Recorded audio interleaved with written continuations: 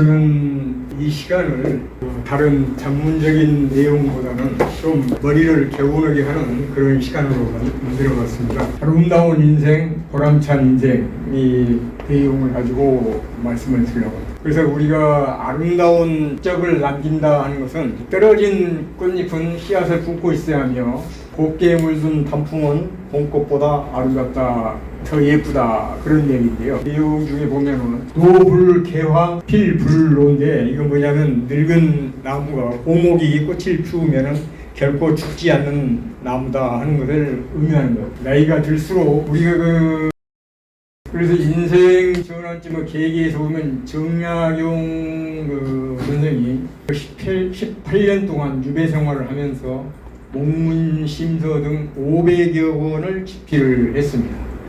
그래서 여기에 이제 하는 내용 중에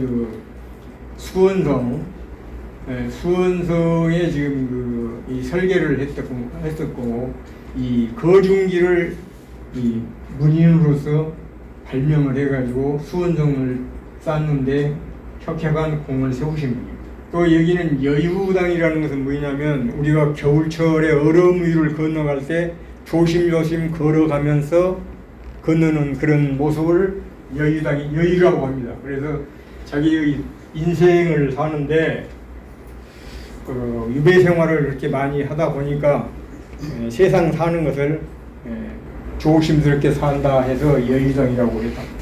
성공한 사람의 특징을 말씀드리면은 먼저 문인은 죽을 준비를 잘 하는 사람이다.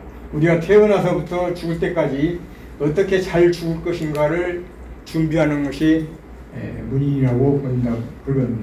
그 다음에 요즘 웰빙이라고 잘 먹고 잘 놀고 잘 죽어가는 것이 이제 그런데 최근에는 이제 웰에이징 시대로 되어 있어요. 웰에이징. 늙어서도 잘 늙어야 된다. 리타이어를 은퇴라고 하는데 은퇴는 뭐냐? 리타이어인데 리타이어라는 것은 타이어를 다시 갈아 끼운다 그런 의미를 가지고 있습니다. 그래서 은퇴했다고 그냥 활동을 하지 않는다면 안 되겠죠. 여러 선생님들은 다년간 경력을 가지고 있기 때문에 그 경험을 바탕으로 무언가를 우리 후진들에게 남기는 것도 굉장히 중요하리라고 생각이 됩니다. 성공한 사람의 특징은 하루살이 정신으로 산다. 근데 이제 행백리자가 반어 90이라는 말이 있습니다. 하루살이로 산다는 것은 하루살이의 일생은 24시간입니다. 24시간을 초 단위로 해서 살아가는 것이 하루살이의 정신입니다. 그래서 우리가 하루가 지루하다고 생각하면 이건 안 되겠죠. 그래서 이제 백리길을 가는 사람은 90을 왔을 때 50으로 생각한다 그거죠. 그래서 행백리자의 내용은 끝까지 최선을 다해라 하는 의미를 포함하고 있는 겁니다. 그래서 우리가 산에 올라갈 때도 힘들다 그렇게 생각하는 것보다는 이제 90%를 8부 능선까지 왔어도 이제 절반 왔다 생각을 하면서 최선을 다한다 하는 그런 의미가 바로 행백리자 반어 90이라는 그런 내용이 되겠습니다. 제재와 소재 부분에서 우리가 이제 글을 쓸 때 또 교환을 만들 때 특히 제재와 소재를 어떻게 삼을 거냐 하는 것들이 중요한 겁니다. 그래서 자기가 경험했던 내용들 이런 내용들을 중점적으로 하는 것이 이제 의미가 되겠는데 주제 설정에 있어서는 주제에 핵심이 없으면은 알맹이가 없는 죽은 글이다 이렇게 얘기를 하고 있습니다. 그래서 우리가 이제 강의 자료를 만들 때도 마찬가지다만은 밑 바탕에서 얘기 소목차, 중목차, 제목이 되겠습니다. 그래서 각 상자에서 1, 2, 3은 A를 떠받치는 받들어주는 거고 A, B, C가 제목이나 전체적인 목차 내용의 핵심을 잡아주는 거죠. 그래서 이런 글을 쓸 배열 방식에 있어서는 균합형 구조와 연역형 구조가 있습니다. 균합형 구조에 대해서는 쉽게 말하면 백조 일은 하얗다 이렇게 하는 것을 결론을 짓고, 그래서 결론적으로 모든 백조는 하얀색이다 이렇게 얘기하는 것이 균합형의 방식이 되겠습니다. 연역형에 있어서는 가설 구조, 모든 사람은 죽는다. 그래서 저조도 사람이다. 그러므로 저조는 죽는다. 이렇게 나가는 것이 연역형의 구조라고 보겠습니다. 다음은 이 정반합의 구조입니다. 우리 논문에서 논리 순수가 정반합 구조가 많이 나오는데, 정반합의 구조에 있어서는 현재 옳은 이론이나 사실이 정이 되고 반대에 모순되는 새로운 사실이 반이 되겠습니다. 이걸 합쳐서 중간으로 잡는 거죠. 그러면 이 합이 다시 정이 되고 그와 반대되는 의견을 조합해서 만든 것이 합이 돼서 최종적으로는 정으로 가는 것. 더 나은 방향으로 가는 것이 이제 정반합 구조의 형식입니다. 다음 확장형 구조는 일반적인 모델링 방에서는 1 플러스 1은 그대로 하나씩 커지는 겁니다. 그런데 파라메트릭 모델링 방식은 이건 이 알파의 변수, A의 변수가 있어가지고 이 가로 세로의 폭을 똑같이 하는 것이 아니라 그 변수 폭에 따라서 2배도 되고 3배도 되고 하는 겁니다. 그래서 이것이 점점 더 확산되어 가는 그런 모형이 확장형 구조라고. 마인드맵에 대해서 잘 아시는 분도 계시겠습니다만, 마인드맵은 어떤 구상이 아이디어가 또 있을 때 이것을 처음에 원을 그려가지고 자기 자신을 표현하는 나라는 것을 여기다가 써놓고 자기가 중점적으로 해야 될 사항, 키워드를 엮어서 세부적으로 디테일하게 들어가는 부분이 마인드맵의 기본이라고 보겠습니다. 그래서 이걸 좀 더 세부적으로 하면 자기 얼굴을 넣고 가족관계, 일관계, 가치관계, 사회관계 이런 등등으로 풀어나갑니다. 그래서 이것을 가지고 정리를 하면 목차가 되고 줄거리가 되는. 그래서 글을 쓰실 때는 만연체보다는 짧은 간결체가 좋습니다. 가령 수필 같은 거 쓰실 때 보면은 사람은 누구나 이렇게 뭐뭐 있고 뭐 성성되며 작용함으로 돌아오고 뭐뭐 하여 뭐 이렇게 쓸 수 있다. 이렇게 길게 한 대여섯줄 쓰시는 분들이 있어요. 제가 원고를 많이 받아보면은 한 10줄까지 쓰신 분들이 있어요. 그러면 읽어보면 무슨 말인지를 할지 몰라요. 한 10번을 읽어도 머리에 개념이 안 잡혀요. 그래서 짧은 글로 해야 된다. 한 줄이나 2줄 정도로 해서 하는 것이 좋다. 그래서 여기를 하면 있다 하고 끊어주고 된다 뭐 이렇게 한다 이렇게 해서 한 줄이나 2줄 정도로 해주는 것 같습니다. 자, 이거는 이제 어디 인도 지역 같은데 자전거에 이렇게 짐을 한 구름이를 싣고 가는데 여기는 이제 혼자 타고 가는 거죠. 간단히 해서. 그래서 글 쓰는 데도 있어서 만연체보다는 간결체가 더 좋다 하는 것을 의미합니다. 서사와 묘사 부분이 있는데, 서사 부분은 우리가 88 올림픽 때 이 굴렁쇠를 걸리고 가는 그 장면이 연출이 됐습니다. 이 굴렁쇠가 의미하는 것은 묘사를 합니다. 상징적인 것을 묘사합니다. 상징은 굴렁쇠가 원이기 때문에 지구를 의미합니다. 또 발전 부분, 미래, 완성을 의미하는 것을 상징적으로 표현하는 것이 그 묘사 방식이 되겠습니다. 또 발상의 전환을 위해서는 뒤집어서 생각해야 된다. 이것을 그림을 보시면은 흑색을 중심으로 보면은 두 남녀 여자처럼 보이죠. 여인이 마주보고 있는 형이 되고 있는데, 흰색을 중심으로 보면은 장구의 복통처럼 보이기도 합니다. 또 이 그림을 보면은 턱의 위치를 어디에 보느냐, 여기를 턱으로 보면은 늙은 노인처럼 노파처럼 보이고, 여기를 턱으로 보면은 아름다운 젊은 여인으로 보입니다. 그래서 무엇이든지 보는 시각을 어떻게 보느냐에 따라 생각이 달라지는 것입니다. 기후 계절 변화에 민감하게 접근해서 이런 것을 반영을 하는 것이 좋다. 그러니까 글씨로만 이렇게 교환을 만드는 것보다는 이런 키워드 방식에 맞는 글씨, 그림을 우리가 이게 인터넷에 검색하면 이런 그림들 많이 나와 있습니다.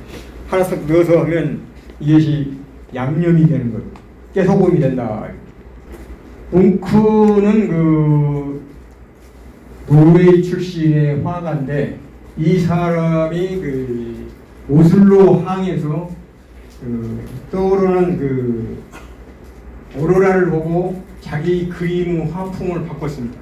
그래서 뭉크 절규라고 하기도 하고 뭉크의 고뇌라고도 얘기를 하는데 이 화가의 그 초상이 노르웨이 1000크론의 지폐에 나와 있습니다. 1000원짜리 지폐에 여기 나와 있는 거고, 그래서 어떤 영상을 받았을 때 어떻게 이걸 활용하느냐, 그러니까 우리가 생활하면서 아이디어를 얻은 것을 가지고 교환에 그걸 품어 넣어야 되는데 그걸 어떻게 집어넣느냐 하는 것들이죠. 그래서 그 필요한 인터뷰 기록 등을 담아줘야 하는 것도 한 내용이 되겠습니다. 자, 이렇게 동물을 이용해서 제가 얘기했습니다만 만난다는 것을 인터뷰하는 걸로 그 영상을 연상을 하셔도 될 것 같습니다. 또 아름다운 추억을 담은 이야기거리. 자, 여기는 순천 정원 박람회의 그 현장 사진입니다. 또 여기는 이제 그 페루에 있는 유명한 곳이죠. 저기를 제가 한번 가봤습니다. 마추픽추입니다. 현장 답사인데 현장 답사를 하기 위해서는 사진 촬영 이런 것들이 반드시 필요하죠. 그리고 이제 교재를 만들 때 자연스럽게 이게 활용할 수 있는 것이 책을 많이 읽고 비유법을 쓰고 독자를 특정하라. 대상이 누군지를 우리가 알고 얘기를 해야 된다 이거죠. 그래서 수다쟁이가 돼서 하되 자기만의 목소리 크게 하는 것이 자기만의 목소리가 아니고 글 내용의 주제 발표에 어떤 내용을 담느냐 하는 것이 자기 목소리다 하는 것을 말씀드리고, 아까도 말씀드린 것처럼 스토리텔링, 이야기식으로 끌어나가는 것이 제일 좋다 하는 것을 말씀을 드립니다. 그래서 옛날의 추억들, 이런 소달구지 추억들, 초가집, 어렸을 때 말타기 이런 것들 있지 않습니까? 모래기 하는 것도 있고 제비집 이런 것도 있을 겁니다. 이런 여러 가지 사항 등을 그 교재 안에 넣어가지고 하는 것이 좋다. 그 다음에 그 잘 훈련된 통찰력이라고 하는데, 그 다음에 그 경륜을 많이 쌓으신 여러 선생님들이 어떤 걸 표현할 적에 업적에 대한 이름표를 붙입니다. 업적에 대한 의미를 부여하는데 환경운동가 그러면 무공의 선구자, 또 복음전도사, 얼굴은 천사, 이 선행을 많이 하는 사람 얼굴은 천사 뭐 이렇게 하잖아요. 강원도 춘천에 가면은 박사마을이 있어요. 박사마을이 있는데 그 면에 한 두 개 면에 한 150명의 박사들이 태어난 그 박사마을이 있습니다. 이런 것을 좀 참해서 박사마을이라고 이름을 붙여가지고 아주 그 박사 학위들 기념해가지고 그 전부 개인별로 비가 설치되어 있고 그렇습니다. 그 다음에는 그 교환을 쓰실 때 특별한 일화를 삽입하시는 걸 주었습니다.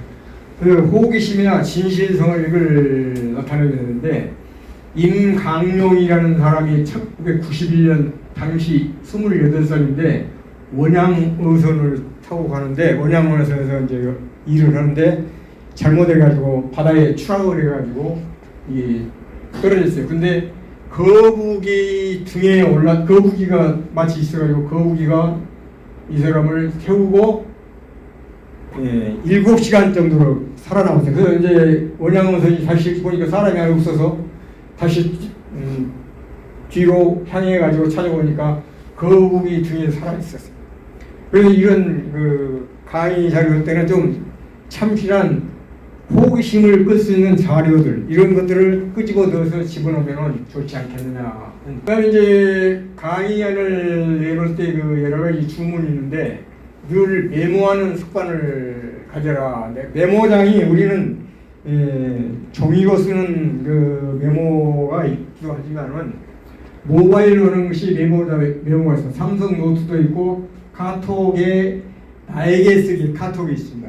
거기에 자기가 거기다가 일정을 쭉 적어놓고 이걸 페이지를 내가 해보니까 A4로 2페이지 이상 들어가도 들어갑니다. 그러니까 메모장이 없어서 못 쓴다 하면은 이거 말이 안 되죠. 그다음에 그 핸드폰에 그 카렌다가 있어요. 카렌다에도 내가 쭉 일정을 잡아보고 한 페이지 정도 넣어봤어요. 근데 다 들어가요. 그러니까 급하면 거기다 계속 쓰면 됩니다.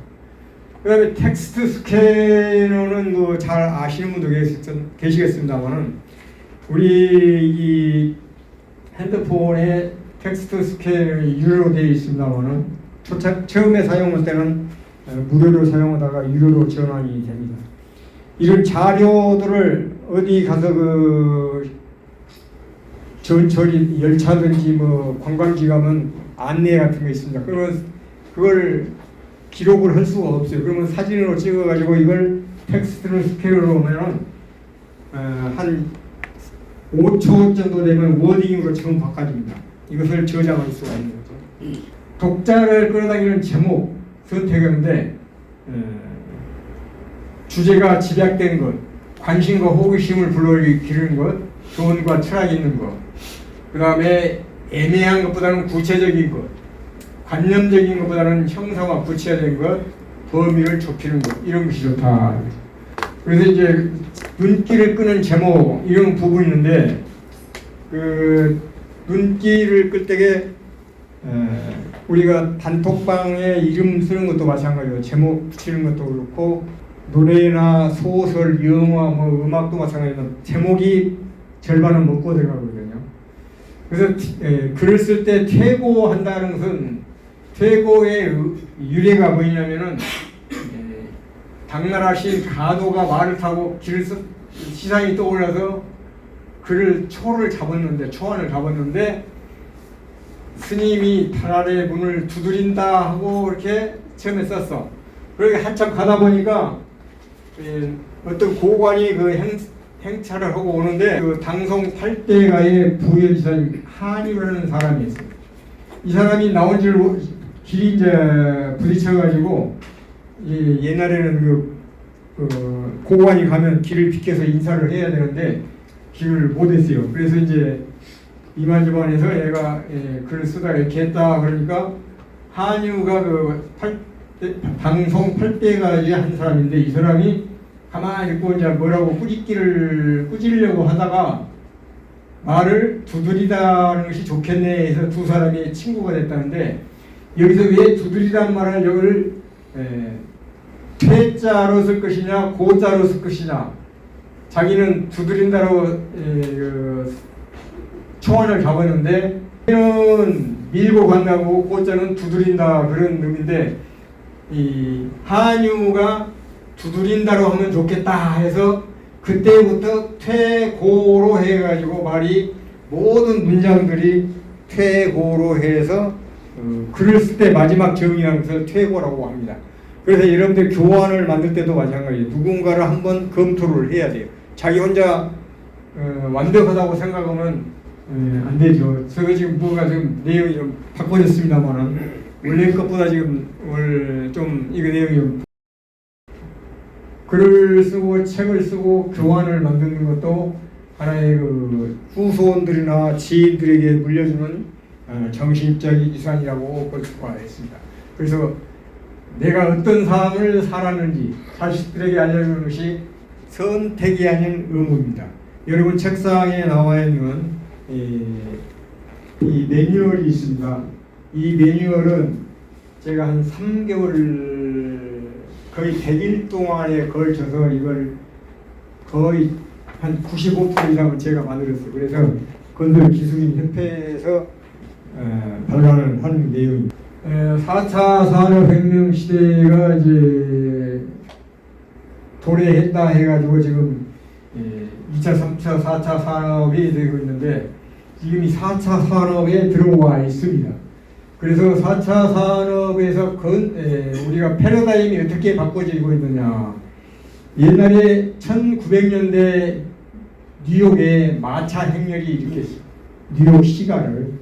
뉴욕에 저도 가보기는 했습니다만은 2013년 되면서 자동차가 처음에 이렇게 나왔습니다. 지금은 전기 자동차, 자율주행 자동차가 나오고 있죠. 그 다음에 이제 우리가 1970-80년대 되면 비디오 테이프 대여점이 시내에 꽉 차 있었습니다. 근데 요즘은 OTT 플랫폼으로 이 유튜브로 지금 거의 다 지금 바꿔주시고 지금 비디오 테이프는 볼 수도 없는 상황이 되어 있습니다. 자, 우리가 지금 아까 그 엔지니어링 부분에서도 수동식 기계 제도 설계를 하고 있는데 이 부분이 지금 CAD 설계로 해서 BIM이나 AI 자동 설계로 바꿔지고 있는 상황입니다. 그리고 이제 현장에서 지금 체크리스트에 의해서 하고 있는 것이 현재 상황입니다. 그런데 이런 부분들이 지금 앞으로 바꿔질 부분들입니다. 현장에 보면 이런 어마어마한 문서들이 많이 있는데 이런 수구식 검측 방식이 지금 대세를 이루고 있고 일본에서는 이걸 지금 모바일로 체크하는 거, 그 다음에 컴퓨터를 포터블 컴퓨터를 가지고 정리하는 작업들이 진행이 되고 있습니다. 그래서 스마트 기술 활용을 보면은 지금 인간은 필요 없다 이렇게까지 지금 나오고 있고 지금 중국에서 어제 뉴스에 보니까 AI를 이용해서 로봇 생산 기술을 해가지고 일자리가 없어져서 지금 굉장히 지금 진통을 겪고 있는 것 같습니다. 국제 컨설팅계에서는 그 미래 건설 기술의 그 미래를 보면 건설이 사전 조립 모듈 공법, 고성능 건설 자재 자동화, 그 다음에 VR, AR, 3D 스캐닝, 빔 기술, 데이터, 3D 프린팅 제작 기술 이런 걸로 지금 대세를 이루고 있고 많이 발전이 되고 있습니다. 자, 시공 기술 현장의 상태는 지금 빔을 이용해서 모든 것을 인터넷으로 이용을 해가지고 활용을 하고 있는 그런 상태가 지금 되고 있고 또 기계화도 이게 이제 사전에 제작을 해서 공장에서 제작해서 현장에서 조립하는 상태로 가는 상태. 또 현장에서는 뭐 콘크리트 타설 이런 것들이 아주 최소화되고 장비들은 자동화되고 인터넷으로 또는 원격으로 다 조정이 되고 이렇게 하는 그런 현장의 모습들입니다. 그래서 앞으로 지금 이런 상태로 현장이 바꿔질 것이다. 여기에 따라서 우리가 옛날에 알고 배웠던 것만 가지고 이렇게 교환을 만들거나 교육을 하게 되면은 지금 발전하는 사회에 떨어져 있기 때문에 우리가 AI를 연구해서 지금 따라갈 수는 없지만 AI를 활용할 수 있는 수준은 돼야 되지 않겠느냐 하는 생각을 갖습니다. 그래서 미래 적용기술의 그 빔, 지금 그 보면은 3차원 설계, 그 다음에 가상건설, 3D 프린팅, 모듈, 자동조립, 유지관리 이런 것이 BIM에 의해서 하게 되는데 지금 해저 도시 건설을 하는 그런 이런 자동화로 주택이나 건축물을 다 공장에서 지어가지고 설비해가지고 다 연결해가지고 현장으로 나가는 그런 상태가 돼요. 자, 이것은 3D 프린팅에 의해서 건물을 24시간 저렇게 작동을 해서 짓게 됩니다. 그래서 지금 이 3D 프린팅 하우징이 지금 어디에 지금 인기를 끌고 있냐면은 아프리카의 주택이 굉장히 부족하는데 여기에 공급 계약을 하기 위해서 UN 기구에서 활동을 하고 있습니다. 근데 아직은 시연은 아직 되고 우리가 그 인인, 능지, 기, 백지, 도망, 양해 그러는데 다른 사람이 한 가지를 능히 할 수 있으면은 자기는 100가지를 해야 된다, 100번을 해야 된다 그러니 다른 사람이 한 번에 무엇을 해버리는 경우가 있지 않습니까? 근데 내가 그걸 따라가려면은 다른 사람이 한 번에 한 것을 생각지 말고 나는 100번을 해야만이 된다 하는 그거고 도광양에는 그분 딸이 우리가 달빛이 지려지지 않습니까? 달빛이 지면은 다시 그거를 시간이 가면서 초승달이 뜨고 저으면서 보름달이 되는 것처럼 참고 기다리며 인내하고 노력해야 된다. 그래서 이제 계속 배우고 끊임없이 노력해야 된다 하는 것을 의미하는 거라고 보겠습니다. 그래서 우리 여러 산업 현장에서 교수 활동을 하시는 여러 선생님께서는 부단히 노력하고 우리가 지금까지 뭐 간단히 그냥 행설수설했습니다. 우리 제 사례를 조금 좀 업그레이드 시켜놨는데 그 자료가 잘 안 나오네요. 죄송합니다. 네, 수고하셨습니다.